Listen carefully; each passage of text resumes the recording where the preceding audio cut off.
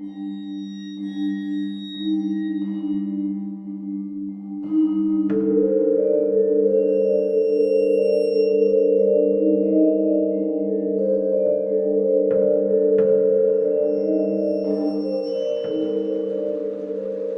hello, and welcome to Al Dente Rigamortis. I'm Review Cultist.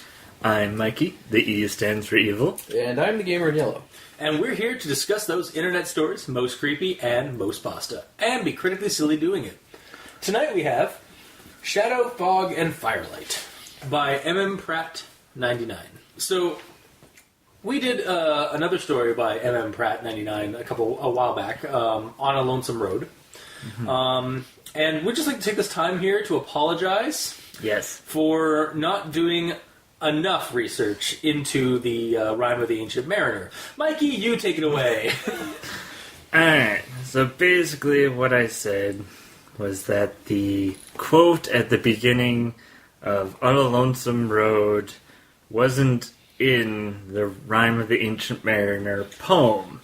And boy, did Pratt show us wrong. Because we got like a YouTube comment basically giving us like 3 links to the story, or to the poem, where we could find the Rime of the Ancient Mariner. I think even one of them was a wiki page, so I don't know how we missed that. It wasn't the wiki page, because I know that I went on the wiki page and it wasn't there full. Yeah. That's weird. So, and wiki pages don't necessarily have the full information, especially when it comes to poems. I suppose. So really, we can blame Wikipedia and be done with it. Or no, we can blame you guys. And I mean, she still enjoyed the episode. Yeah. For some reason. Yeah. And she actually sent us sent me the link on, I think, my DeviantArt account for this story, because it was similar in that it was because the original on a Lonesome Road was based off the dream that she had, and this one was likewise a dream that she had that she then turned into a story. Oh, okay. As part of this spooky town. Also, I did find out that Curtisville was not actually so much based off of or not like a homage to Jamie Lee Curtis from Halloween or The Fog, but actually just it was more inspired by her hometown. So yeah, we got some corrections, which is nice. Like we actually got some feedback from one of the authors showing us that we were wrong, and that we make mistakes, which we already knew that, but we're only human after all. Really? Okay. All right. Don't put your blame on me.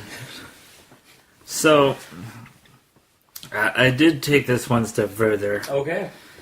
And I actually read part of the Ancient Mariner's Rime of the Ancient Mariner.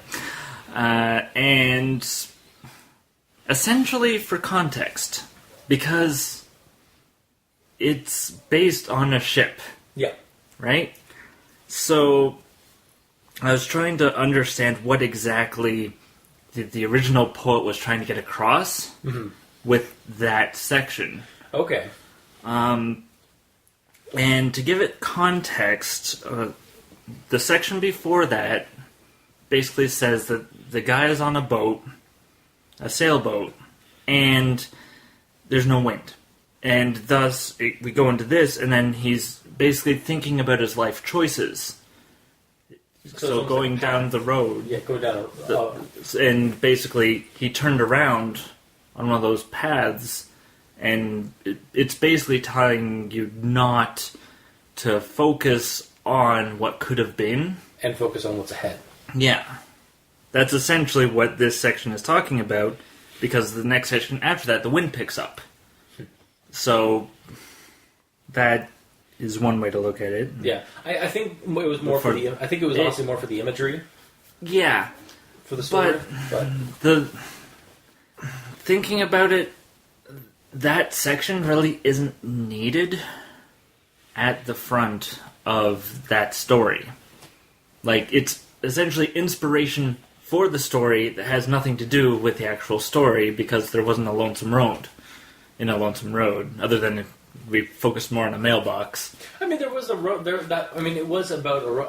Like again, the way. But Was there a road within a 5-mile radius? There, No, it was. there was Well, a then road, it's fine. but the key road was the one that the bus was traveling on. And if the the thing bus was- is traveling on that, it's a well-driven road, so it's not necessarily lonesome. From what I was given in the reply, it sounded like they had a dream that about the road that was near their in their town or near their town that actually got covered up in like recent years from like a slide. But yeah, that's why like the road was of importance in the story was because it was the road that was in her dream or in their dream at the time. So yeah. Yeah, But I mean- again, it's inspiration, sort of, for you're still of the opinion that story. it didn't need to be there. It's almost borderline a creepypasta picture.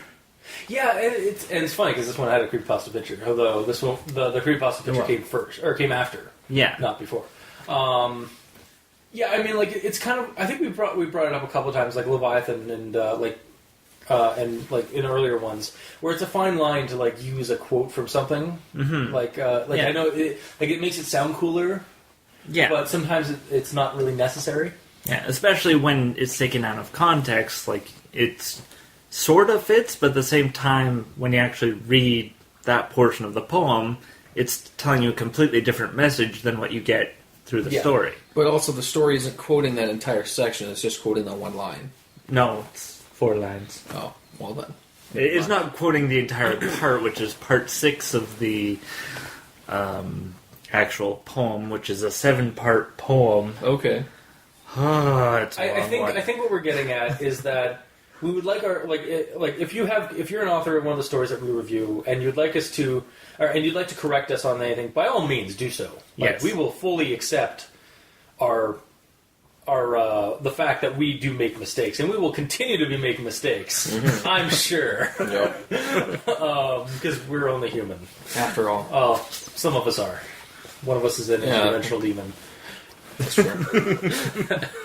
and one of them is a ninja. And we're not going to name I'm names. also a person. Or am I? So I guess we'll get into.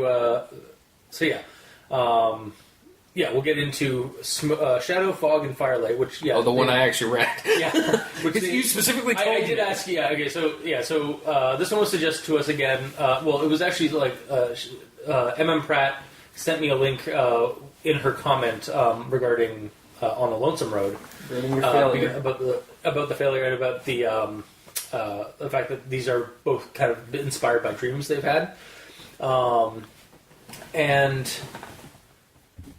I did specifically ask Gamer in Yellow not to read On a Lonesome Road to see if this one would hold up as a standalone, like separate from having context to the original, to the next story.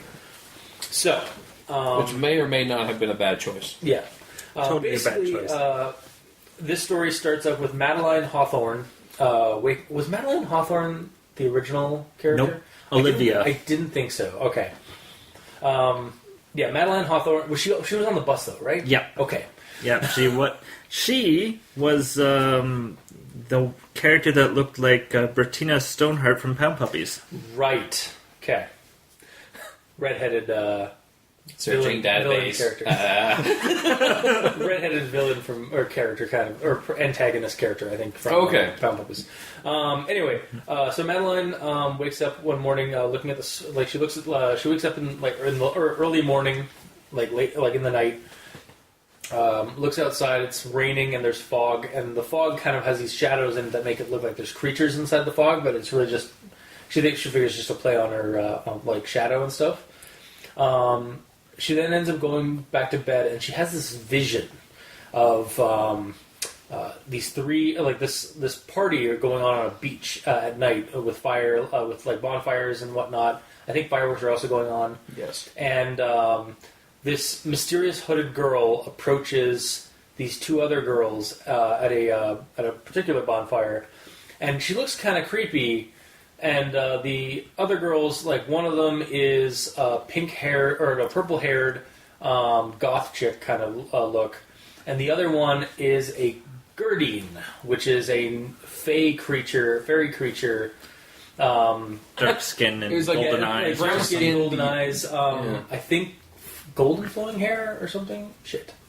We really should do more research. Okay, well, either way, is this an actual race that's Yeah, it's used supposed to be- elsewhere? Yeah, no. It's a from what I found and gathered, it was a creation of M.M. Pratt's design. Okay. And it's this fairy creature from another world that comes to Earth. There's a walk among us and stuff like that. It's one of the few things I forgot to look up to see if that was a race I used looked that up. elsewhere. And so yeah, they basically these, but they're otherwise just girls at this bonfire, Yes. and this creepy hooded girl comes over asking for like if they'd be willing to put a curse on somebody, and then we get like a story about like. Or we get some description about what they look like and how they react to this whole thing, and how they wouldn't really like do a curse that would hurt somebody really badly if even if they deserved it because they're not that kind of people. And then I didn't get that. no, I didn't get that feeling from them. No.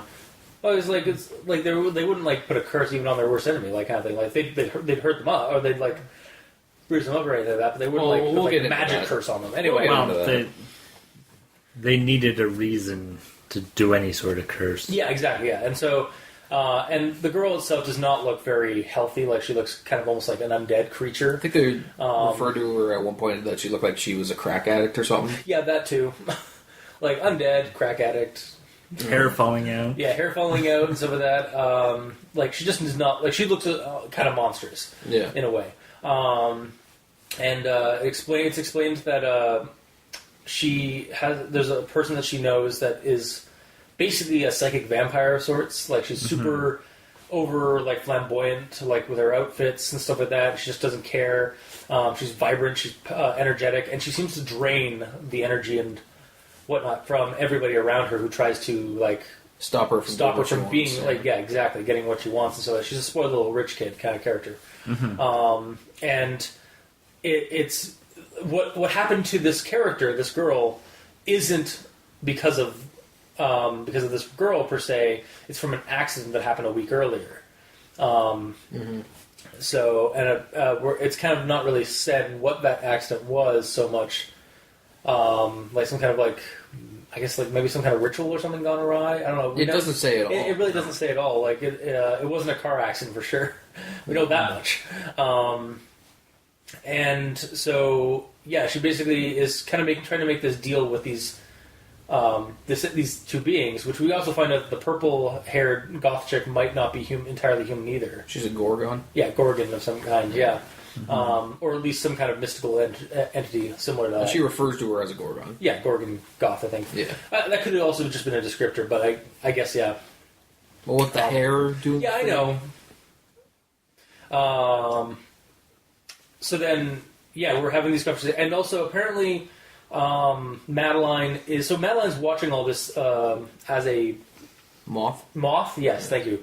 Above him, but she can also she's getting basically insight into their thoughts, kind of like how you sometimes have in dreams, where you can kind of read what the people are going to think or say before they actually do it. I thought it was even more than that. I thought she was everyone. Like she was actively she doing felt like everything. she was everybody, but but that's sometimes the nature of dreams, or it could just be part of the vision where she has some kind of empathic link to them all. Yeah. And so yeah, all we know really is that so this girl Ellery is looking to make a curse, to put a curse on this other character, this psychic vampire character, and she's got some they kind of set it all up, and then right before it kind of starts getting good, Madeline wakes up. Yep. And she hears somebody not just the rhythmic tapping of rain on the window, but she hears stones being tossed at her window, and she hears a voice on the asking to let her in, and she knows who it is. It would be nice if we knew who it was. Yep. It's never mentioned. But then we hear She this. says the name. Does she? It's like No. May or something. No, that's her. That's No. her sister that's in the bunk above her. Oh, it was. That's Giselle. Right, May is Madeline. Yeah, it's like a nickname for Madeline. Yeah. Oh, yeah. okay. They're, Wow. This is going to be great to edit. So then we hear the scrape of like a ladder at the window. And she's kind of like starts getting dreading like this person coming up to the window, and then no. It felt like it was getting like there's some kind of dread at the end of the story. Well, I'm sure, but that you got that a little bit wrong from what I recall, at least. She was saying no, then kept throwing rocks and eventually stopped, and then she heard a metallic noise from the neighbors, and she's like, "Oh, damn it!" They went and got the neighbor's ladder, and started walking with it, and then as they're climbing up the ladder, I guess, lightning flashes out the window. What? I'm just saying, like when I read it, I thought they were going to get it. They were physically in the process of walking with it, and then things happened. See, I thought before it even got to the window. Okay, the way I read it, or I remember reading it, there was a scrape on the wall as if they were positioning the ladder to get up to the window, and then the lightning flashed, and we hear a scream, followed by a scream from Giselle up on the as she like leaps off the bunk bed and runs to their mom and dad, and Madeline runs to the window, opens it up, and sees that there is a smoke trail coming off of the from the ground, like that the character got hit. Man, I read it completely different because what I heard, or what I read rather, is lightning strikes, scream, people running around. She looks out the window, and then from behind a fence, all she could see is smoke coming up, which means it's not even on her property yet. Maybe I read that wrong then. Like, did you? I read that distinctively right? remember that. Mikey, you're our moderator here. Well, do you have the Also, I'd like to apologize for the hack job we are doing for this rundown. Well, you'd have to apologize every single episode then. No, I mean, sometimes we do pretty good. Sometimes we do pretty poorly. It's been about 2 or 3 days since I read the story. Mm-hmm. Do you have the entire story there? And I've definitely been doing some other reading since then. So. I don't have the entire story here, no. Dang it. So, do you have the entire story here? Let's assume I'm right. Well, I don't recall a fence. I recall not being able to see what happened, and all you see is smoke. I do remember seeing all you see is smoke, but I agree with review cultists that the noise was more the ladder being put by the window. Along the window, as they went to open it. Well, and if you think about it, it's a foggy, rainy night, so you wouldn't be able to hear if it was coming off of the neighbor's house. Mm-hmm. You'd only hear it if it was right there because of the fact that... Well, it depends on how close the houses are. Some houses, you can literally open the window and punch your neighbor in the face, house to house. I don't think it's the same that close. You don't know that. That's not how Curtisville works. That's not how Curtisville works.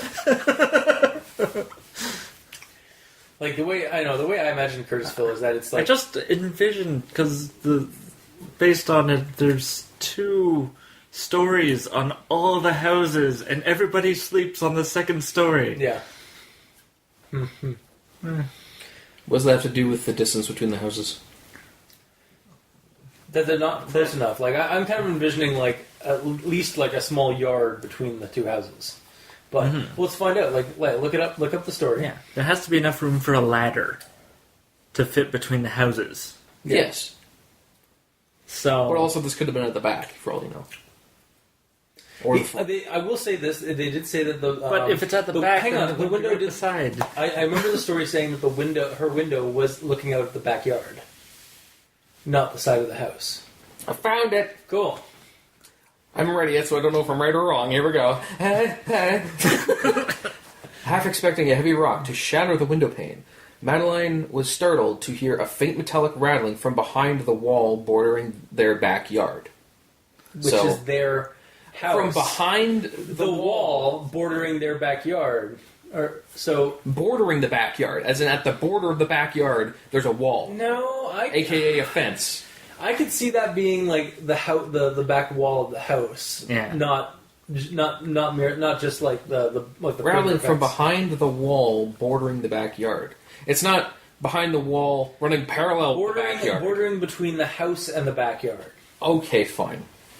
Then seconds later there was a blinding flash, the room shook, the thunder blah blah blah blah blah. Leaped out of the bunk, racing, blah blah blah. Looking out the Walks window. slowly at the window, nervously, her gaze focused on the backyard wall. Nervously, her gaze focused on the backyard wall. From behind it, a thin spiral of smoke slowly arose, only to be swept away by the wind. Phone drop. See, you say that, but I can still see like she was staring at the wall of the house. I don't know. When you're inside the house, fine. how can you look at the back of the house from inside the house? I will concede that maybe it is the a fencing system around on the backyard, and that's what happened. That's what it says it is. I'm sure she will get back to us and let us know. Yeah, please, MM Pratt, please correct us. No, please correct them. Yeah, let us know who was right in this instance, or if we're both just totally wrong. We could both just be completely wrong and missing the point. In that instance, then it's got to be a small backyard because of the throwing of pebbles. Why?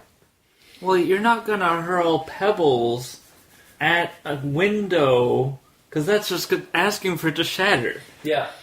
But nothing says that the friend was outside the wall the entire time. They could have went into the lawn, then been like 5 feet from the window throwing rocks. Let me in. No? Okay, I'll just go hop the wall, get a ladder, and come in.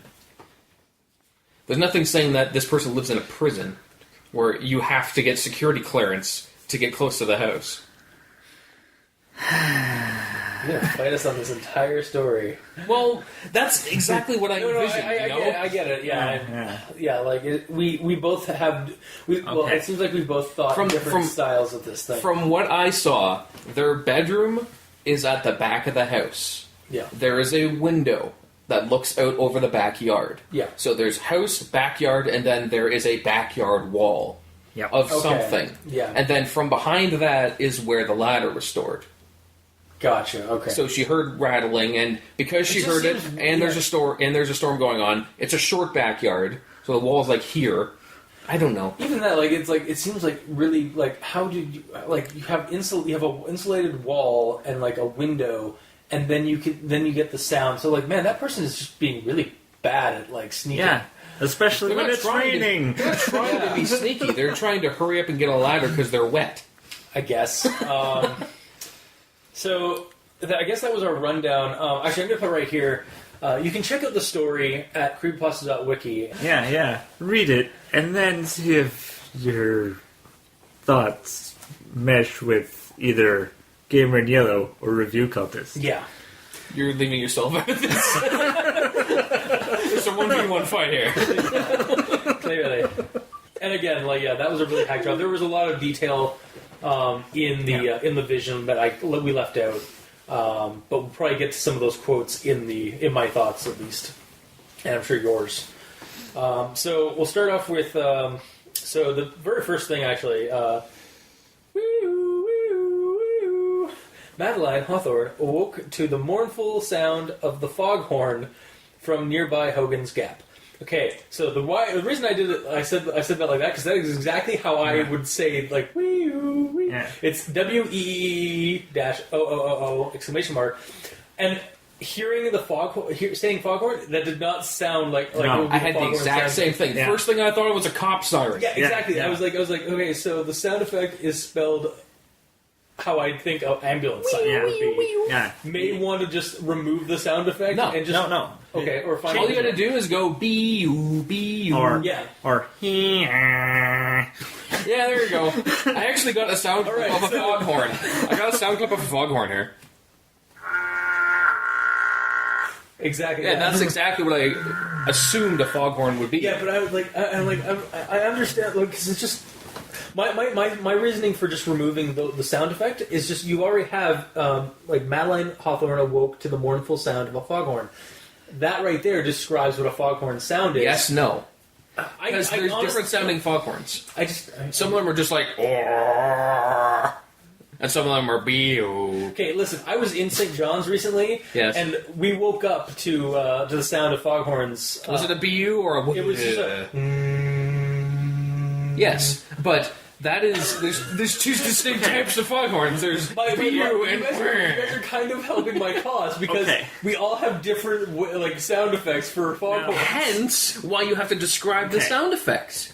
But was that a foghorn or was that a ship coming in? No, that was actually the foghorn for the Bay of Saint or for the harbor of St. John's. Yeah, they all have different sounds. So because they all have different sounds, it's good to describe it. But I mean, the way it is said in the story, it just to me and to you, yes, it sounds like a siren is going, like an ambulance is going by. I'm not saying that it's done perfectly. I'm saying the reason for it being there is good. All they have to do is switch the first letter to a B. Then it's BU. We're going to have to agree to disagree because I personally think that it would be just as stronger if those two that sound effect was not there and it was just the description of the sound. But you're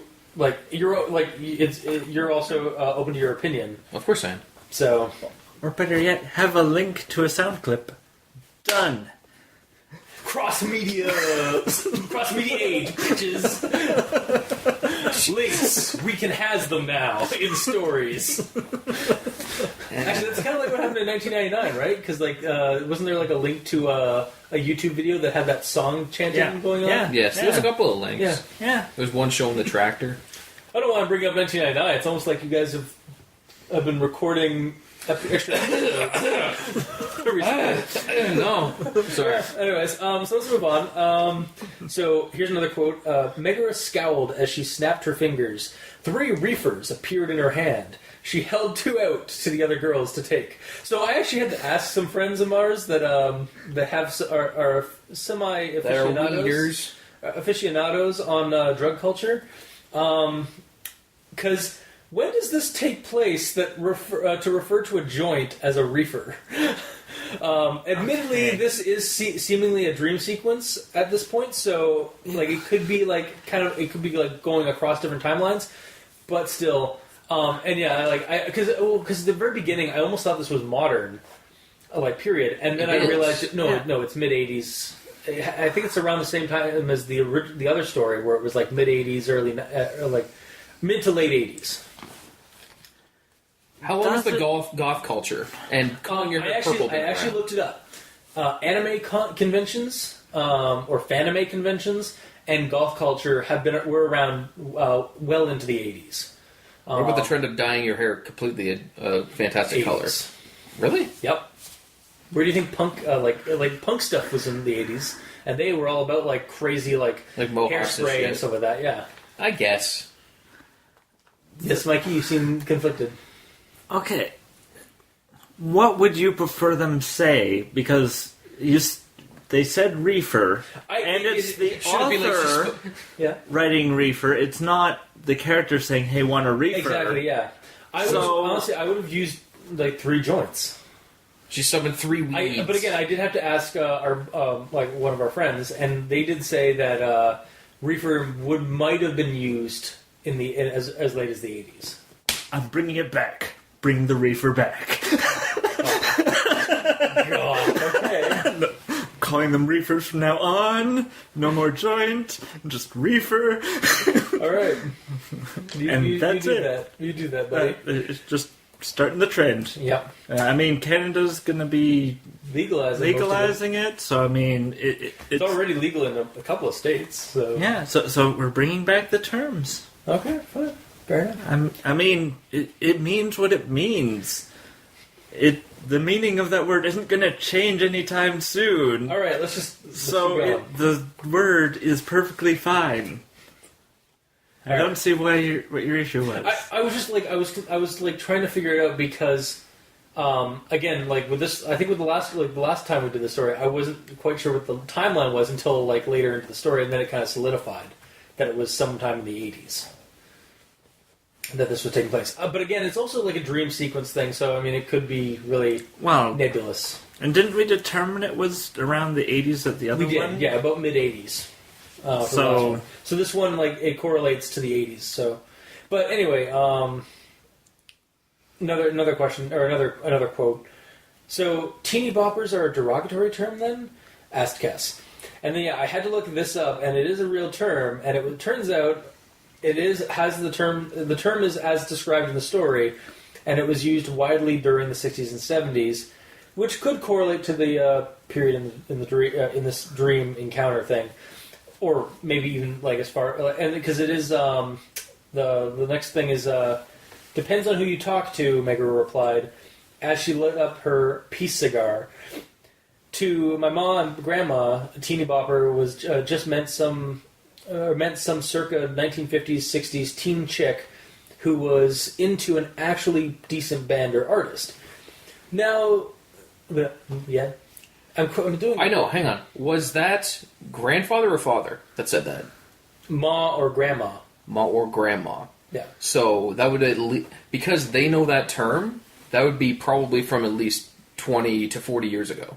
Okay, no, they said they would know that term. just meant some circa 1950s 60s teen chick. Oh, I know. I'm just saying. Yeah. I'm trying to get 100% grip on the timeline because I'm not sure on it. So that means at least. Yeah, so it's at least the 80s. Yeah, at least the 80s. Because 50s, 67. Or like late 80s. I'd say like again like we kind of tried to like fix this place into like mid to late 80s. Yeah, because of like the references that were being done, like tossed around. Yeah. Do we know when the Big Bopper was popular? That might coincide with it. I want to say 60s. Yeah, because that would coincide. They should just have Google are fans of the Big Bopper. Yeah. So teeny boppers. Yeah, and then they're saying now it applies to just teeny beanie brainless minimus posers who are totally obsessed with crappy pop music, tacky clothes, folk celebs, and the latest tween idol movies. You see, because of sentences like that, I have to think that this is like 2010. It doesn't seem in the 80s. See, that's what I was kind of thinking. It seems modern. It does seem kind of modern, but I mean, I guess there are some things in the story like that do kind of give it an 80s flair. Yeah, and also if it was modern, they'd be talking about twerking. This is true. Also, for my next thing, my next note on this is pre-twerking, maybe. So, like, yeah, I was thinking this about late '80s period, based also off of the previous story. Even with the anime conventions, which is mentioned later in the story, the period still kind of works. Also, strange magic using folk from another world living among us deals, or that whole deal like spiel.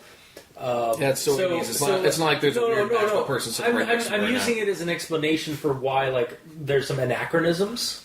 It kind of has that also like it kind of reminds me of like some of the issues or some of the things you see in Riverdale, like the TV show with Archie, or like some of the new Archie comics where they use like 50s and 60s like things like they have like Archie's helping his dad with a jalopy, like an old jalopy.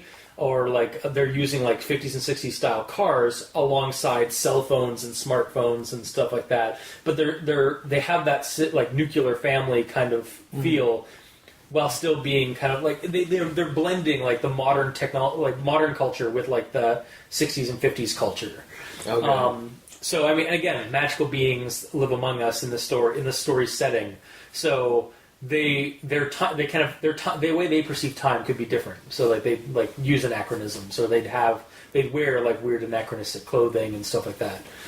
Is what I was kind of trying to get at with that. So what you're saying is they're from the future and when past. reefer comes back into main use. Oh, God. There you go. Yes, that's exactly what I'm talking about, Mikey. E stands for evil, you son of a bitch. Yeah, that stands for evil for a reason. Right. Here's another one. For a moment, she sat staring open-mouthed at the strange girl. Then she blinked and choked out, "What the flarb are you talking about?" I commend you for using for not wanting to use curse words, but frack, this sounds so silly. She's a freaking alien creature. I know. Speaking in an alien tongue. I know. And just like it just sounded silly to me, like the flarb. I don't know. It's just like Alien languages sound silly to everyone because they're silly. Because you don't understand them. Yeah, sure. It's like I'm just completely buried your mood. You're basically just dropping like you're like turning out all my opinions. So. Yes, because you're wrong in all. Wow. You want to go, Gamer Yellow? Yeah, maybe I do. Yeah. All right. We're going to the zoo. What? You want to go? Okay. Going to this location? So moving right along. So this is with regards to Curtisville. One of them, no magic, no mystery, mundane sort of places. Yeah, it's pretty mundane as it can get. Really? Mundane? The story seems to beg to differ. Something's definitely brewing in this town. She's not from this town. No, Ellery is. No, she said she's from another Ellery place. is from... Okay, no. Loading up the creepypasta again. Here we go. Kess is from some other world. So possibly so is Megara. Megara is at least from the next town down, like south, because that's where they are right now on that beach. They're like south of Curtisville. And Ellery came from Curtisville. Came to that town from another town that has no magical beings. But no, like. No, it's talking about Curtisville being like a mundane place. That's where she came from. But Curtisville That's not where they are. No, I understand that. Curtisville seems to be like a mundane... Like they think that Curtisville is a mundane place, but like the story kind of begs to differ, especially with something brewing in it. Probably... because of the other person there. What's her name? The psychic vampire. Because of she's there? Yeah. Okay, well, it's probably generally a mundane place. There's not fantastical magical beings having a beach party there. It's all subtle. Okay, yeah. But I mean, like, it's just weird. Like it's it's a pretty mundane place. There's no magic at all, except for the psychic vampire or the strange thing that comes in your dreams and is totally a post box, except it's not a post box.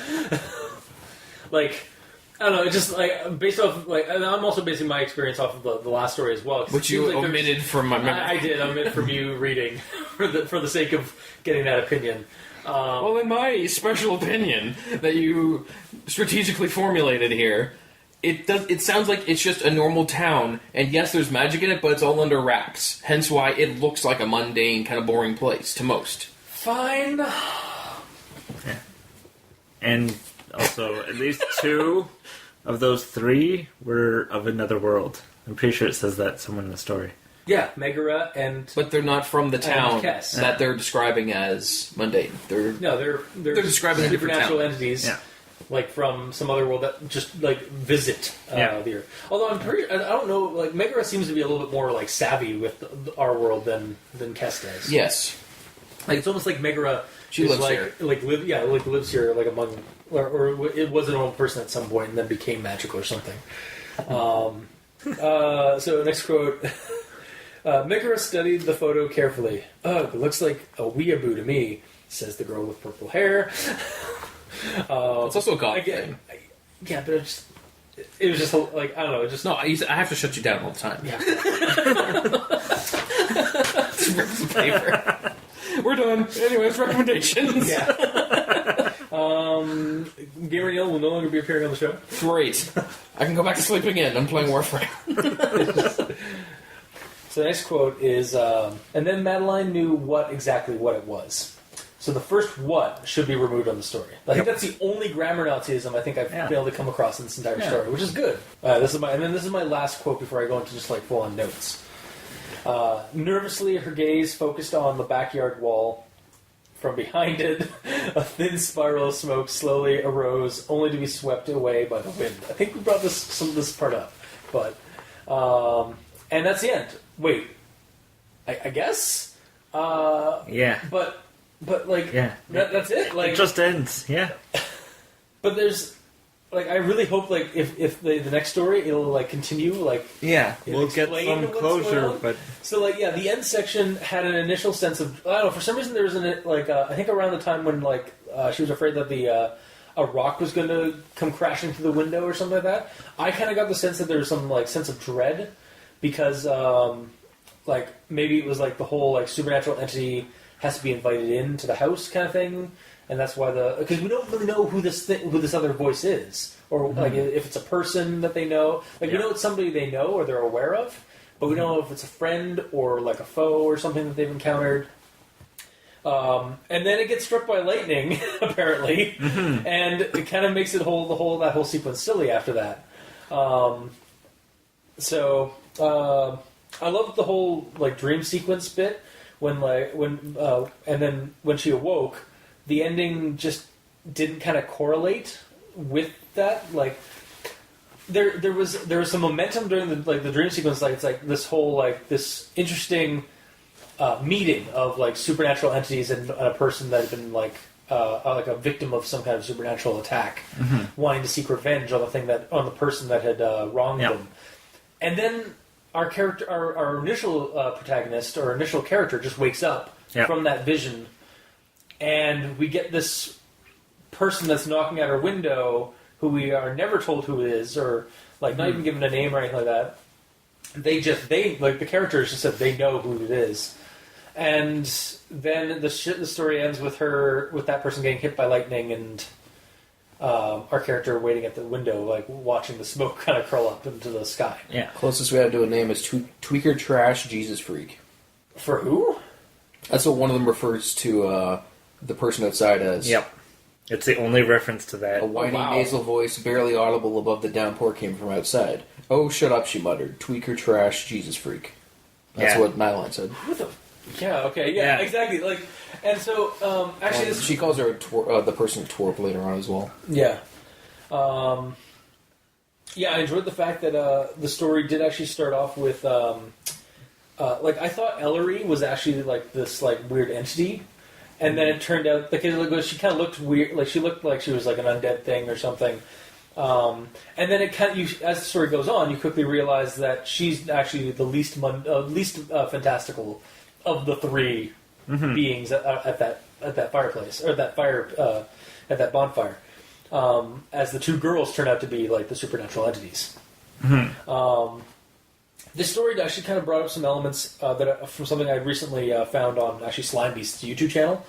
He did a video about keyhole fiction, which is basically stories that don't explain the world that they are describing. They just kind of they basically just describe the world as if you already should know the world, like the world's like laws and whatnot.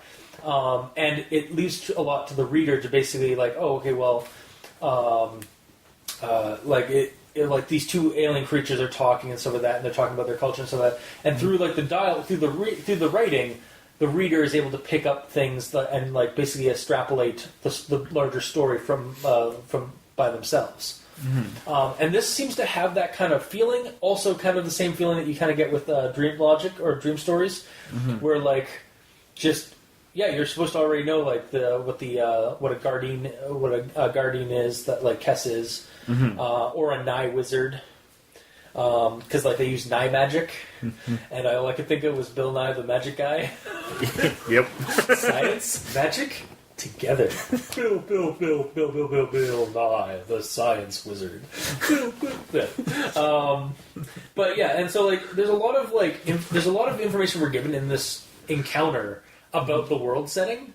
It kind of gives it a very whimsy, like kind of like again urban modern fantasy kind of feel to it, like like it's a world where like the mundane modern world has these like nooks and crannies where like supernatural creatures can come out of. I genuinely find the whole like reality of these stories kind of fascinating. I want to read more. I want to know more about it. I want to keep reading the other stories. There is definitely also something, or there's something sinister and creepy in the setting itself. Though I feel it's coated with that thick layer of whimsy and wonder. So like we get like the fantastical of like these fairy creatures from the other world, but there's definitely something going on that's a little bit darker, and we just haven't gotten there yet, it seems. So I'm hoping like the next couple of stories will have something to kind of balance out more of the creepiness, because otherwise these are just weird. Like again, it's just modern fantasy stories. They're not really horror element. Like there's definitely some kind of dark undertone going afoot here, but we're not really getting that more over the flood of like the more fantastical whimsy characters. The story itself reminded me, like, it feels like a lot of the themes in it are similar to, like, Icar Falls, Gravity Falls, even the Lost Boys film. Comes to mind mainly because of the 80s flair it has. Like that, just supernatural small town stories that is being written here. And I really do dig that kind of, like, fiction, like the small town with, like, lots of supernatural secrets. So, yeah, I'm honestly just very intrigued by the setting, although the ending kind of could be written a little bit more clearly, like to connect the vision, because it just seemed like it just kind of ended, like there was no, like like almost like not even quite a cliffhanger, just like it just ended, like it just ends, and a person that we have no emotional investment in gets struck by lightning. And or we don't even know, like, who they, like, we kind of know what they're about to a degree through, like, that like I said, like, trashy... Truth or trash, Jesus freak. Okay, truth or trash, Jesus freak. Okay. Yeah, so... It's like, that's all we kind of get a description of, so it's odd. Yeah. Yeah, that's basically my notes. So, Mikey? The biggest issue that I have with this is that it is essentially a dream sequence that we get. And it executes it well for being a dream sequence, because usually when you have a dream, your dream's just about to get good and then you wake up. Yeah. So, and that's what we felt like. Oh, we're going to find out about this curse and how it's going to be put on, and then gone. And it's like, But, so, in that regard, it captures the dream, but in the same regard, the dreams are notoriously unfinished. And we don't get any closure from what's happening there. And the main protagonist is the one doing the dreaming. and they're, like, just as confused as we are, because that was a weird dream. Yeah. Like, they even tried to remember, like, what was going on, who these people were, but then the dream started fading from their mind. It's like, I really do hope that the next story kind of, or like one of the stories coming up, like, details this. Yeah. And the only connection that I can find to the previous one is the fact that it's the same person that was on the bus. Like, name-wise. Yeah. It would have been nice to have some form of connection, like that clicking on the window was the hand. Yeah, I kind of almost, now that I think about it, like, that could have been it, like, what it was. Yeah. But it was just, like, again, because even in the first story, like, it's kind of anomalous as to what exactly it is, or, like, it's, like, weird, like, form in the fog and mist, right? Yeah. And then you could have the lightning strike, look out, and then there's a mailbox, and you're like, what the heck? Where did that mailbox come from? But that's just because we focus on the mailbox for the first time. Yeah. It was a red herring, but it would be nice if it actually did something. Those are my key main thoughts. As a story, nothing really happens. Yeah, it's more of an encounter with, like, we basically just it's a keyhole into a story into, or a keyhole into that encounter, or that meeting on the beach. Mm-hmm. But then it's abruptly ended before it really kind of gets to, like, the deal, the pact, like that's being made, to then go to back to the girl waking up in her room, and then somebody at her window, and then those shenanigans, and then that's over. Yeah. Before they even get good, again, before it gets good, like, it's like kind of like, I feel like that we had the same, like, issue with the last one, where, like, the very ending, it had that kind of thing, like, where it just ended kind of abruptly. I don't know. I can't remember. It's just one of the key problems with writing a story about a dream is that dreams don't have that ending that you want in a story. Because, like I say, most of them just end. And which, don't get me wrong, they stated that it was a dream because the person went to sleep and then we got a dream that ended the way a dream should, but then nothing in the real world made sense. Yeah. Like the person outside the window getting struck by lightning. And it's like, well, why did that happen? There's no rhyme or reason as to why this person is throwing pebbles at the window. Yeah, like, or like why they like how why are they trying to get into the house so badly? Mm-hmm. Like we never get that. Yeah. So those are my key points that I wanted to get across. Well, I guess it kind of depends if this is meant to be like part 2 and then there's part 3, like Well, that's to also, keep leaving you with hooks. Yeah, and I don't know. that was one of the reasons I wanted you to read it without reading the first one, and I do apologize if that screwed up your mentality for it or your state of mind for it. I don't know. From the sounds of it, not much in the first happens in this. Yeah, Yeah. really just like the setting, or like we know a little bit more about the kids. I think in the bus stop on the bus, like what they look like and stuff like that. Like we don't even get Madeline's description really in this one. No, we don't. But then again, Madeline really isn't the focus in this one. No. So What are your notes, Gamer Nilo? Well, one part, it's just kind of opinion.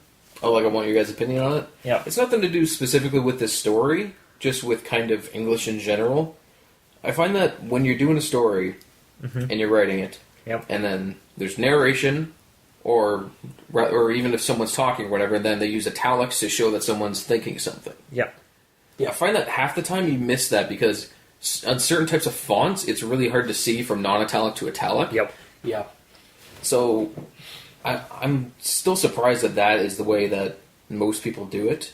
I looked online, and some people do it with quotes, like full-on quotes, but then that also gets confusing because full-on quotes are that. dialogue, right? Yeah. So why don't people do it with like dual apostrophes?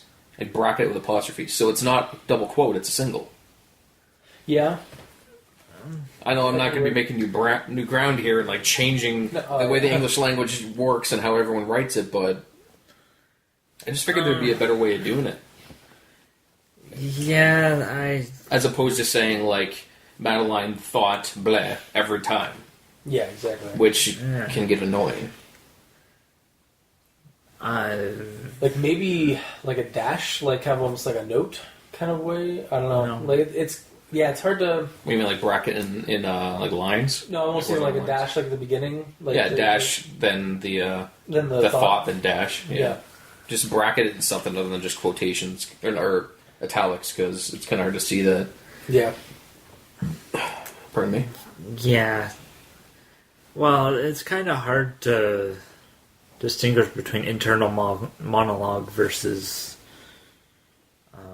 What's being described? what's being described when you're both the narrator and the protagonist. Yeah. Because it's Madeline's dream, so We're basically it's getting the it from question. her, but It becomes the question of whether or not those are her thoughts or if they're the thoughts of the three. Because it does say at the beginning that the thoughts, like she could understand the thoughts of the creatures and, well, for lack of a better word, just the three teenagers yeah. that were there. So, and that might be part of the issue, is that the thought, like, do we need the thoughts? Yeah, like it Well, should be, there's a lot of thoughts put out through this. Yeah, but So I feel like in this story it's necessary because of how often it's used. yeah. Like, yes, you probably could get away without it if you don't need to know their opinions, but Well, and is there a way to sort of have that without using thoughts? Or is it needed because of the fact that it is a dream? And you need to know the protagonist's thoughts in regards to the other three. probably because she's like also the other three, so she experiences everything they're experiencing, including their thoughts. Yeah. So, makes sense. So I just figured there'd be a different way of doing it. Honestly, most stories don't use thoughts.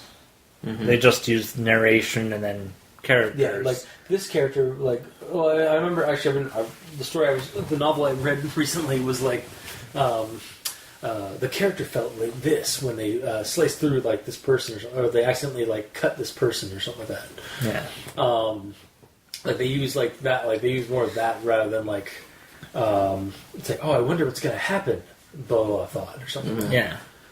Yeah, and thoughts aren't typically used, like in my experience, for novels and such, because in the writing that I've read, or the novels that I've read, you have characters and then they do things, and you sort of find out things as they find them out, as opposed to them thinking it and then, oh, now you know.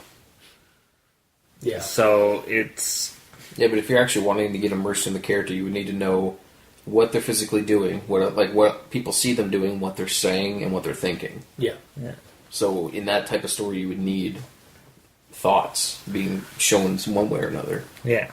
So... I also remember, actually, when the dream started, when the vision started, I was like, okay, so who's who? Like, it wasn't... Like, I almost thought, like, Ellery was Megara. Like, I almost thought that she had purple hair, and then I realized, no, it's one of the people at the log initially.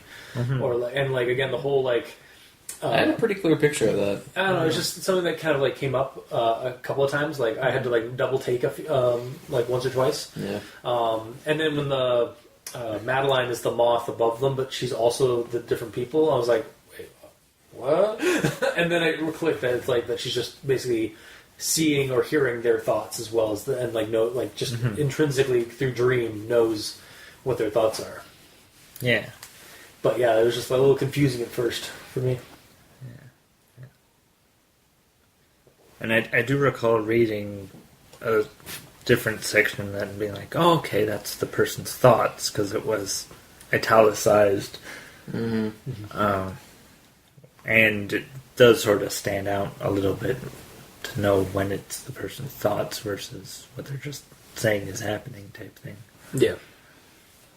But either way, with the way that they did it, they kept consistency for most of the time. There's one part near the end where they broke the consistency of using italics for thoughts, where they just straight up went, those other two, she thought, they could have been just dream people, but that Wilcox girl, I know I've seen her before, as well as that McLaren brat, but where exactly? And that's just said normally. Yeah. Like everywhere else, like, it's italics, yeah. Mm-hmm. So I don't know if that was on purpose or an accident, but otherwise the consistency was there everywhere else for the thoughts. Yes, the thought bubbles, basically. Mm-hmm. Near the early in the story, way before the thought thing, one part I thought was weird is when she got up, looked at the window, and then she went back. Her movement describing going back to the bed was. She went, oh, to hell with this, she said grumpily, and she stalked back to bed. Yeah, I remember reading that. I was like... I didn't know stalked was a way to describe movement. Oh, yeah. Like you're stalking your prey. Usually, what's her prey? The bed. yeah, like usually it's like stalking as in like you're like... It's more like... You're trying to like keep from from setting off the creaking of the floorboards or... But there's a loud storm going on right now. Yeah, I know. It was just weird. So, it's like, was she sneaking like a Looney Tunes cartoon? Like, was she hiding behind she plants? shambled back to bed maybe would have been better because she's like still like super tired. Yeah. Or she's grumpily like stormed off. Mm-hmm. But there's a storm outside. I'll leave now. Yep. Oh yeah, and also the fact that there was a foghorn that was going off earlier that was audible to everyone, and yet walking was too loud. Yeah. I don't know why she's sleeping with cement booties on. When do foghorns happen? Typically. Usually when it's... Well, I mean, obviously when Just it's really foggy. And it sets off, like, at least from what it was in the Harper there in St. John's, it was like at least every 10 to 20 minutes they'd they'd set it off. As long as there's fog. Yeah. Okay. Yeah, it was basically just to alert when... just in case somebody, like a ship was coming into harbor. Even in the middle of the night? No, in the more or less in the morning. At night they'd have the lighthouse. Because this was like 1 o'clock in the morning. This was going on. Early morning, like around like I don't remember like waking up to the foghorn, but I do remember waking up. When I did wake up at like 6 or so in the morning, it was going off. Okay. So well, and this sounds like it was happening before they went to bed, so Yeah. that would be. I don't know. I'm not like I wasn't. If it did go off, like if maybe there wasn't that much fog Yeah, at the time, that's true. Yeah. like maybe it goes off when it's particularly like murky, even at night when the lighthouse won't go off. So that's why they use the sound, right? So, Yeah. That works. Okay. Well, moving on. At the start of the dream sequence, like so far, she's been describing things, and it's like kind of dark and a little spooky and stuff, just with what's going on. And then this kind of brought me out of it immediately when she started describing it, and she's describing the 3 people sitting at the bonfire, and she's like, even though she hadn't seen them before in her entire tween life, Yeah. that word tween completely dragged me out of the tween life, spookiness. yeah. And also, tween describing someone that's between 8 and 12, isn't Yeah. that like a very modern term? Yep. Yeah, it is a fairly. This is modern not term. in the Yeah, 80s. no, I'm pretty sure tween is not an '80s term even. No. So Like, it's a ye olde term for saying in between things, but referring to that age group. yeah, yeah. This no, is very modern. I agree with you. Like it's more. Yeah, that's more of a millennial or millennial. That's more of a like turn of the new millennium kind of Yeah. term. Like, So I that's remember- why every time you said 80s, I'm like, I don't think it is. I couldn't remember why, but then I'm like, see, oh, right, yeah, tweens. and so that was the thing. Like, and I think we had the same issue with the first one where we were trying to pinpoint the time period. Yeah. And we eventually focused on 80s. And this one, like, I was at the beginning, I was trying to figure out what the time period is, and then I realized, partially also from the first story, because like same character, Madeline Hawthorne, that it was like eventually we came to like an 80s period. Yeah. So, how old was this Madeline in the first one? I think it was about like 8 or 12, like anywhere sometime between 8 and 12, because they were in like elementary school. I think. Yeah. So, Okay. yeah. So, I'm just making sure. Alright. And then, at this point in the story, maybe I'm stupid. It's entirely possible, but like, I started a count of the times I had to Google words that I didn't know. It's like, What words? like, tumult? Do you know what tumult is? What's the context? I probably glazed over What's it. the context of tumult? I didn't write the entire thing down. I'd be here forever. But it's confusion. Oh, okay. Okay. Yeah, And then- I don't remember that. And then I had to look up stalked to see if there was a specific way to describe that movement. I had to look up mousy when referring to hair. Mousy hair. Do you know what that is? Yeah, it's usually scraggly, right? No, it's brown. Oh. Then All right. I had to look up ringlets in Really? regards to Okay. hair. That one I knew. What's that? It's like almost like a. It's like ringed, like where it's curled, like almost like a. Yeah, it's like corkscrewed hair. Yeah, corkscrew hair. Yeah. I don't have the most luxurious hair, so I don't know these Yeah. things. Well, I mean, it's covered by a hood and a mask. Yeah. And then I had to look up tresses as well, Okay, that one I knew. which is another hair thing. Yeah. Just a long thing of hair. Acrid. Which I Acrid, knew was something kind of bad, but I didn't know exactly. Yeah, it's like the smell of like not sulfur, but like it's got like a pungent, like Yeah. acrid smell, like brimstone would be acrid. Like it's a burnt smell, I think. Yeah. And I had to look up gorge. As in not like a gorge as in a No, physical as in thing. gorged on. No, food. as in like in your throat. Okay, no, that okay. Oh, right, yeah. I've never heard that. I've before. never heard it to the throat. Yeah. Then, like, I'm not huge into things. I had to look up weeaboo. I've heard that before, but I didn't know what it Yeah, exactly weeaboo meant. is the derogatory term for anime fan, Yeah. or for Caucasian or for North American anime fans. Yeah. They're like huge into Japanese culture. It's just, I got tired of being on Google more than on the creepypasta. Again, it might be an idiot. It's entirely possible. But, Or you're just not internet savvy, like because a lot of those are like slangs from. only one or two online are internet culture. savvy. Most of them are just fancy words for simple words. Yeah, Which I would know if I read more things, but I don't. Because video games and such. yeah. But it's fine. And then this part's kind of weird. Because I feel like they kind of go back on themselves. So near the start of the dream, not Madeline, the Gorgon. What's her name? It starts with an M as well. Megara. Megara. She's like, hey, what's this about anyways? Someone giving you a bad time?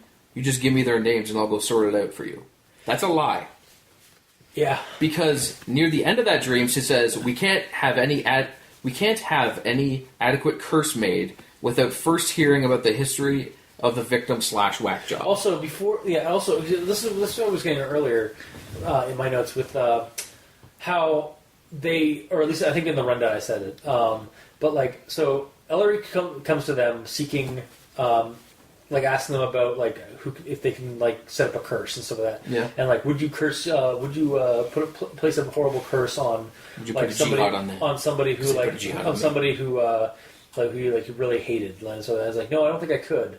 And then the next thing goes like, oh, what? You have somebody bothering you? Want us to take care of it? And it's like. Same, like it's not a curse, but it's like you want to rough them up. They keep flipping around. It's like right at the start. It's like if she just went up and went, "This is her name. This is her picture." Then, bam, she would go and do it.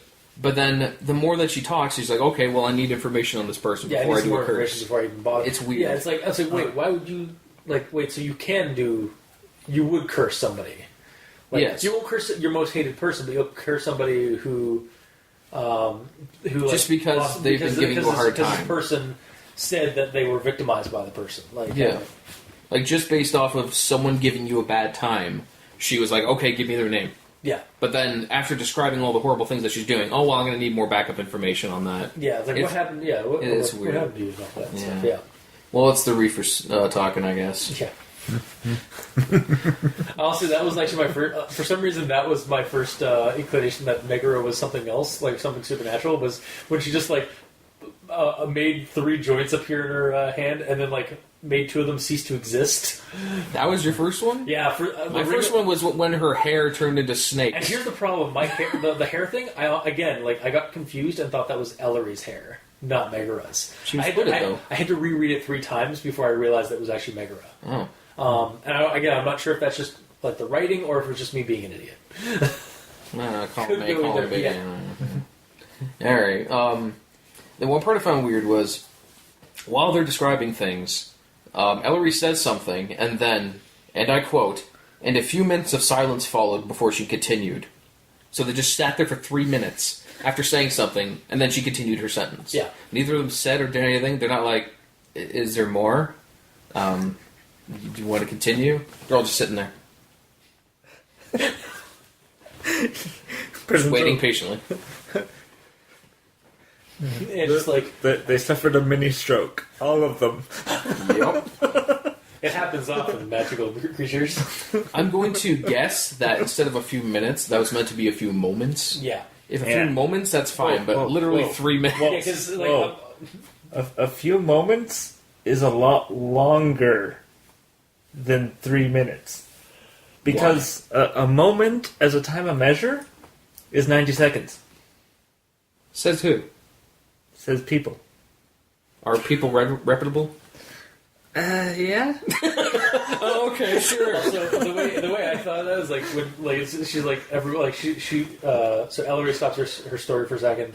The other 2 just like kind of sit there like waiting patiently, and then like just like out of the corner of Ellery's like mouth, it's like pause for effect. Yeah, pretty much. It's just a little weird. And then also back to what I said earlier when she was asking about the history of the victim / whack job. Did she literally say victim, then the word / and then the word whack job? Yeah. Victim / whack job. That's just... I mean, to be fair, I do that in conversation. Like, I was like, oh, like the school / asylum. Or like... I guess. Would you write it like that with a / or would you type out / when you're saying that someone's saying it? Did they use the / or like... Yes. I'd use the /. I wouldn't use / like, because I know what / is. The victim / the whack job. Yeah. I don't know. I guess I felt it was kind of weird. Also, I just realized that, like, she was calling her a victim / also, like, a nut job. Like a crazy or eccentric No, she's not saying that Ellery's the whack job. She's saying that the person that Ellery wants her to murder is... Okay. Because she's the next potential victim of her. Right, yeah. Mm-hmm. Okay, and then... By the end of the dream sequence, I went back and I straight up counted all of the words that I felt that a 8 to 12-year-old would not know. 31 words in that dream sequence. Would you think a tween would know and use commonly words like obliterate, vengeance, clique bitch, obnoxious, brain cell deprived, teeny bopper, fruitcakes, reefer, spoil my palate, derogatory turn, brainus minimus posers, freaking travesty to Mother Earth, feet first into a swamp full of ravenous crocodiles, or failing that, a good marsh pit ass whooping? I mean, to be fair, for the most part, yes.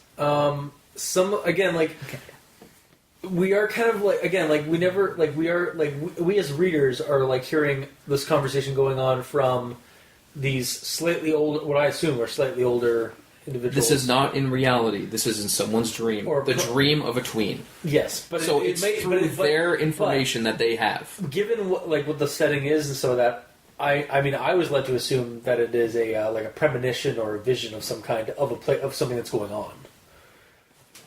I mean, I didn't see the first one, so I have no idea. Well, it wouldn't matter.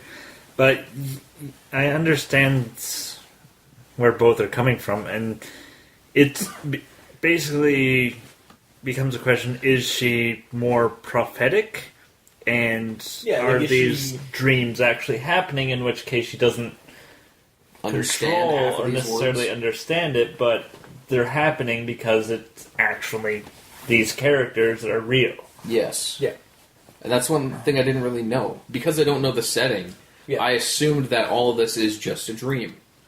And there might be some relevance to it, but it's just fantastical things happening in a dream. Yeah. So, in my mind, I'm like, okay, this 8-year-old is saying all these huge words. Okay. I didn't understand. And she's like quoting George Romero and The Sopranos and shit. That happens in the other one as well.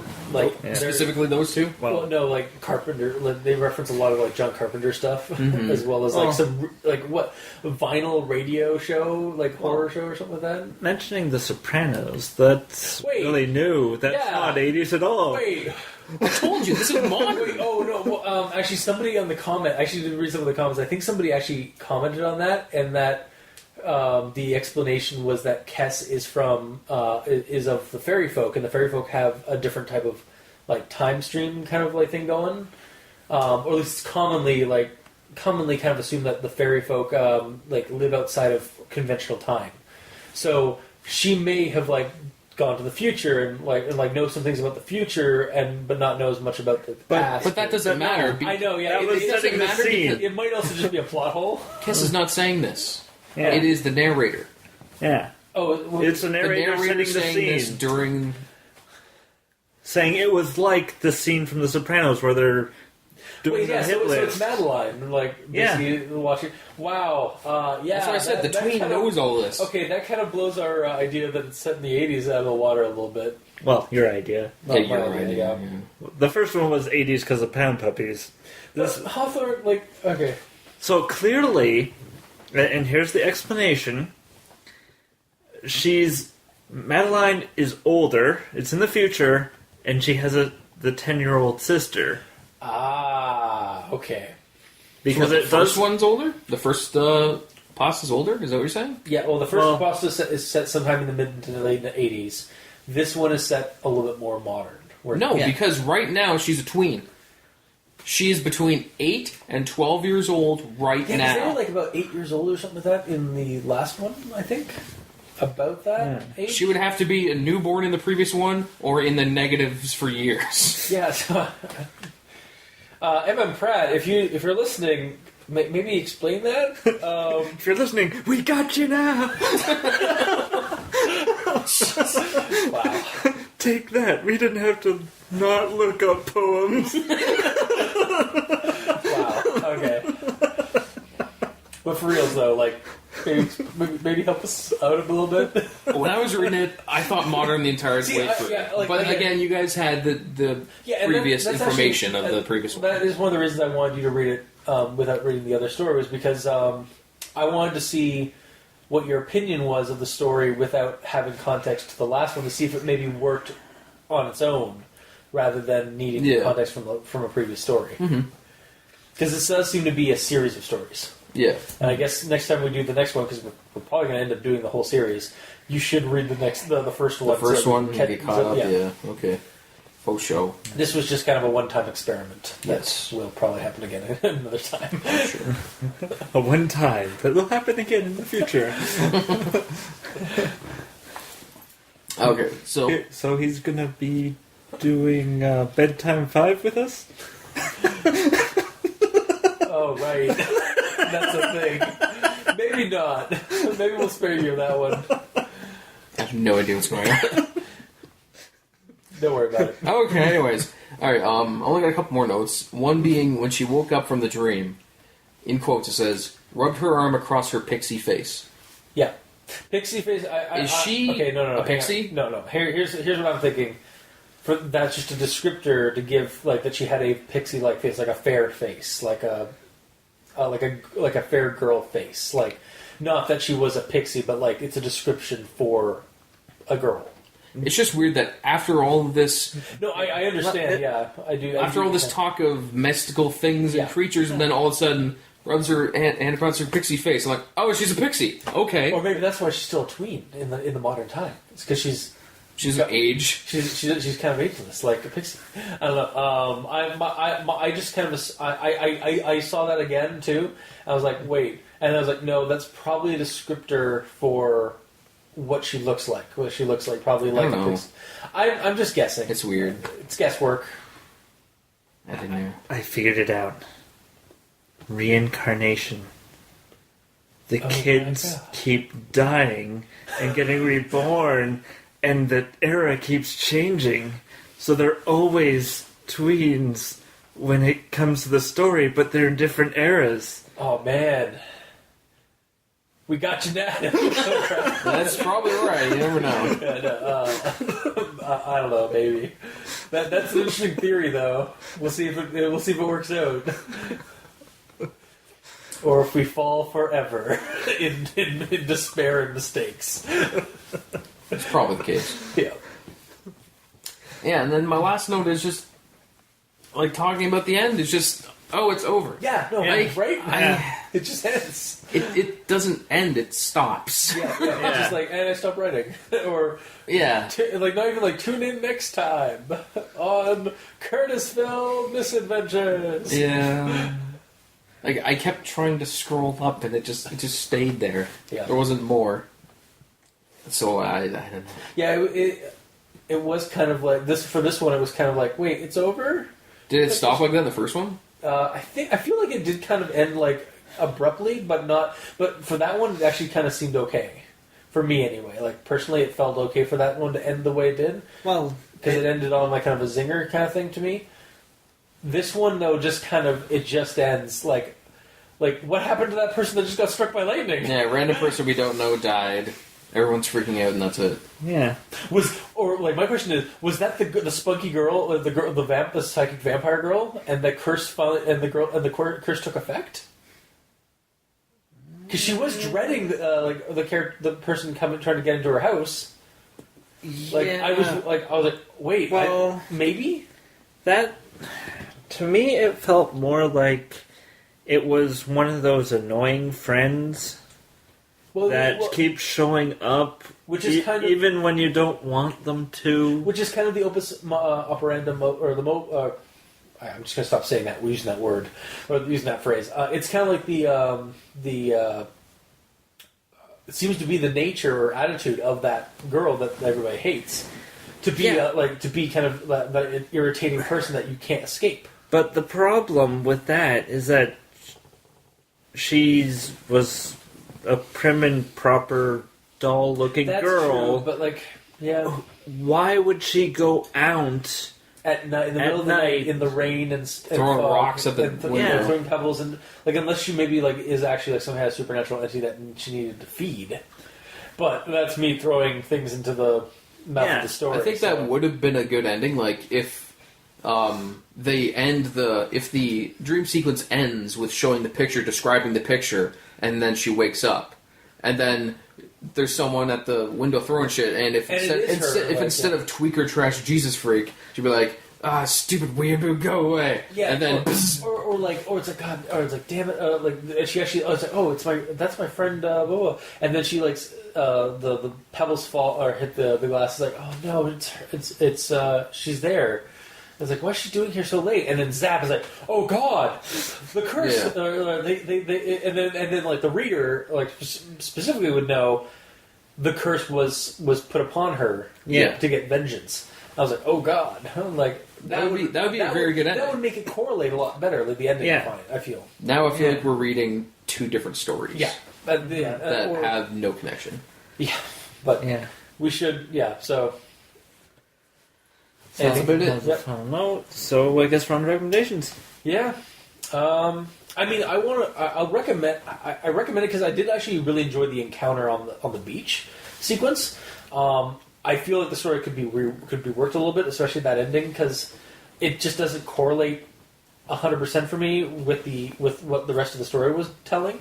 Like the rest of the story, I feel as a whole was trying to get was all about this meeting that and like some kind of deal the character was making, Ellery was making with the supernatural creatures to get revenge on somebody. And then the Madeline thing was just kind of like the workaround window narrative to get that information. But like it seemed like it should have been a little bit more involved. Of like maybe like the vision is the focus point of a mystery that Madeline's trying to solve. Mm-hmm. But then it just kind of ends abruptly at the end. So like it's not like there needs to be more or. Even if there's another story coming up, I feel like that story should just be like pasted onto this one. Like it should be like continuation. Yeah, continued on like right off the bat. Like don't make two separate stories. Just make one complete story. Yeah. And that is of course assuming that the next one in the series has an ending or is connected to it. Like other than that they're all in Curtisville. Yeah. Yeah, we'll have to find out, I guess. So for this story, though, I do tangentially recommend it because I did enjoy the whimsy wonder of like this modern like kind of like that of that meeting and stuff like that. Although it definitely could be worked at. Yeah. So that's my recommendation. I'm not going to recommend it. Okay. Even though it does have some pros, like the visualizations. Yeah.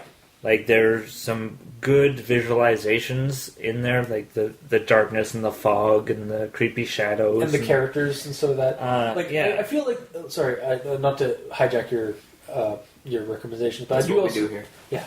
The Gerdine, like I feel like even though we don't know what we aren't told what the Gerdine are or the Nye, like what they're all about.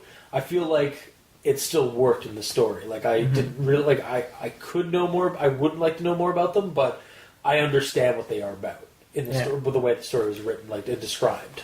Mm-hmm. Yeah. So there's good descriptions, but again, just as the dream is getting good, it ends, and then the story continues, and then ends abruptly. So we get the double ending abruptly scenario, which you'd expect it once if it were based on a dream, but the fact that you get it twice.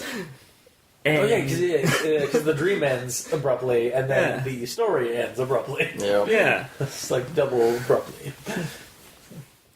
So it's just and the fact that nothing really happens until the end with the lightning. Yeah. And it happens to a character that we don't know who the character is. Yes. We have like no idea what their connection is to any of this. Yeah. Other than they are annoying to the and possibly like the character the Madeline possibly dreads them trying to get in or something. Yeah. I just felt that she was just annoyed by her. Yeah. It just not seemed like dreaded. I don't know. I kind of had there's like I think there's a line at the very end that like right before like the lightning struck and some of that there was like a sense of dread to me going on. Like that was like the kind of one. Oh, just because you knew she was about to get struck by lightning. I didn't know she was going to get struck by lightning at all. I thought she was just going to like again thunderstorm grabbing a huge ladder. I didn't know there was lightning. I thought it was just rain and fog. I didn't realize there was lightning out there until, lightning flash. But, yeah, it just kind of ends it. Yeah. And again, nothing really happens until the end, and you don't know why it happened. Like, there's nothing that leads up to that lightning strike. We've stated, if it was the person that was going to be cursed, that would have tied it better together. Yeah, definitely. But we don't know that. Yeah. So that's my recommendation. Gamer and Yellow? I gotta get the app up again. Okay. I'm also going to not recommend it, just because I feel like it doesn't go anywhere. Mm-hmm. Like, it puts you in an area that you, like a world that you don't understand, partially probably because I didn't see the first one. So I don't know who that other race that one character.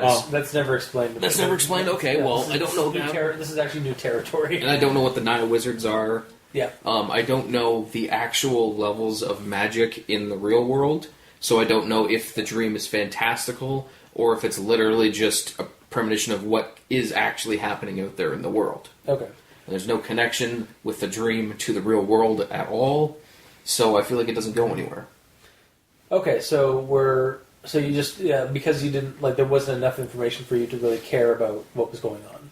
Well, I didn't know what's going on at all, and just nothing connects. It's all different. And also when I read it, I'm like, okay, this is a story, but it's not creepy to me. Yeah, there's no creepy in this pasta. There is something underlying in this. It's subtle. I picked up some kind of creepiness or some with the meeting even, and again wanting to get revenge. That could have been really creepy. But also, it's kind of overpowered by whimsy. It's someone wanting to get revenge on an evil creature. That is straight up a fantasy action story, not a creepy horror story. It's not necessarily. She's not necessarily evil. She's just spoiled. She's a psychic vampire. Yeah, Literally a magical psychic vampire. Okay. So, but she may not be psychic vampires can be humans. Can just be regular people that just have an ability to siphon energy off of emotional energy and psychic energy from people. She has magic and she's using it not in a nice way. She's a bad person. Okay. So there's no she's a villain. So your thing is that there was just this is nothing bad is happening to a nice person trying to get revenge off her.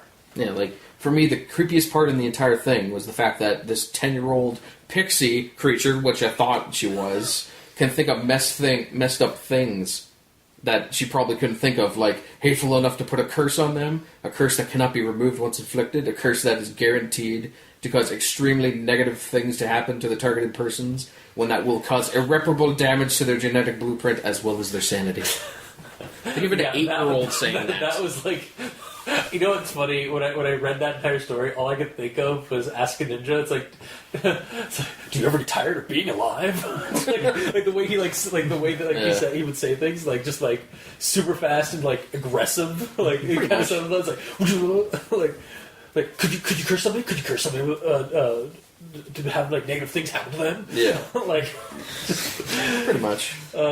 It's kind of that. I will give that to you. It's kind of almost comical, less scary. Yeah. So the TLDR is not recommending. The two parts that are the story don't connect. There's no ending. There's no creepiness in it. I don't know. All right, so that's 2 against 1. The story's good. It's just it's not a creepypasta. It is a fantasy adventure story, or part of it, that has slight dark undertones. Yeah. I wouldn't call it a creepypasta, though, personally. Okay. Well, that was our week's episode. So if you like what you heard, if you didn't, if you have lots of comments to say to us, by all means, throw them at us. We're on Tumblr, Kiwi6, Facebook, YouTube. You can talk to us on Twitter. Mikey is at E Stands for Evil. I'm at Review Cultist.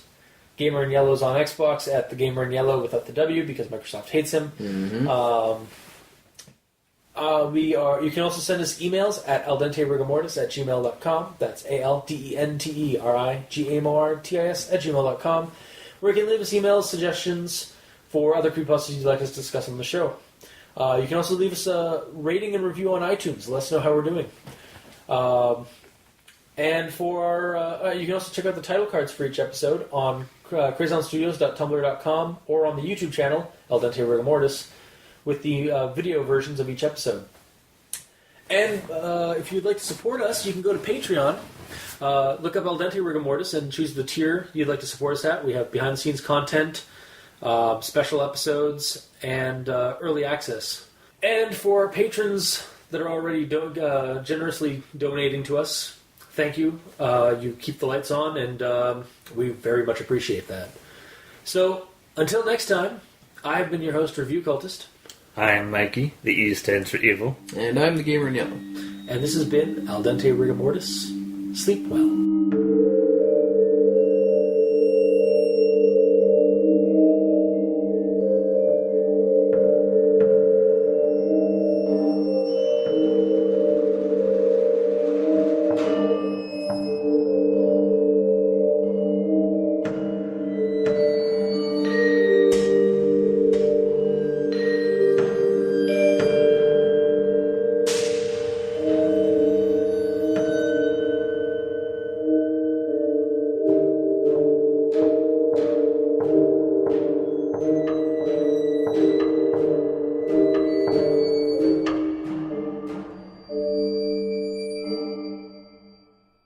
For B-roll. That would have been amazing B-roll. Especially the B-roll of me opening the Timbits box. You missed it. Exactly. How dare you? I'm sorry. You better be. As I eat a Timbit on mic. It's fine. No, eating a Timbit on mic would be like this. Alright, ADR is not an ASMR podcast. Why not? No. ASMR?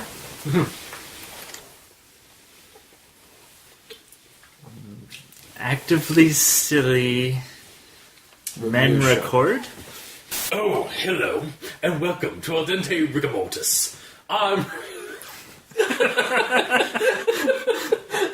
What happened? What did you do? I started like almost laughing. I was trying to hide it to not screw it up. Because remember when we were doing Revelations, I was like, should I go, hello? And you basically just did that. Alright. Just to restart it. Just to restart it. Just to restart it. Just to restart it. Just to restart it. Just to restart it. Just to restart it. Just to restart it. Just to restart it. Just to